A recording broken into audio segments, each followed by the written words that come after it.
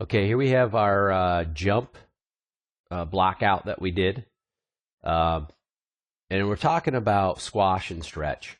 So when you're animating something like a jump, um, you want to try to get, even though this character doesn't really have any squash or stretch or translation in any of the joints, depending on the game you're working on and what the memory budgets are, they may not have the room to have translations on the spine as well as the rotations. So, in a case like this, you're trying to make the character squash down as much as possible, uh, even though we can't really do it from a translation standpoint. You're trying to get that compression within the body as much as possible, and then on the landing, we're also trying to get a stretch. So you want to ask yourself, can I stretch him more to help emphasize the stretch on this pose? Maybe I need to bring his calves up more, or his shoulders. What can I do? Can I grab his, get him up on his toe more here? I can roll the toe, try to get a little more elevation to really kind of sell that stretch as much as possible. And those are the things that you can do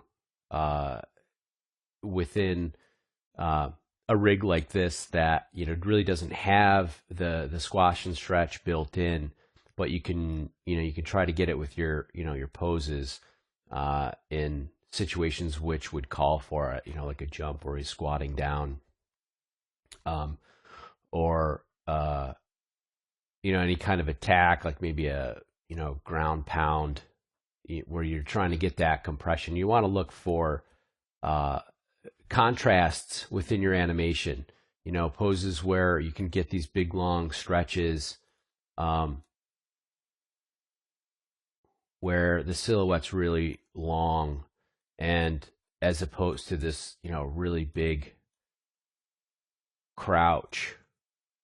Maybe we can get the elbows back, but we'll bring the forearms in.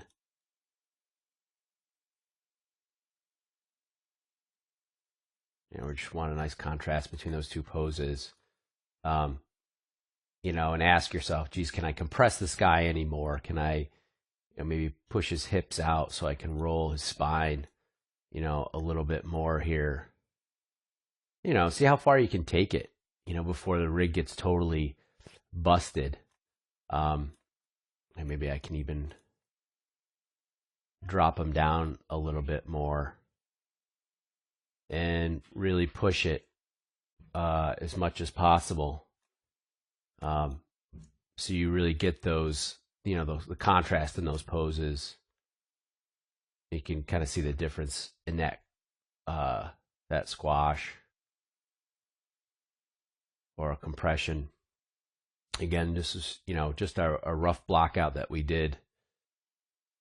And as we get a little further along, we'll take one out to polish. Maybe we'll polish this up.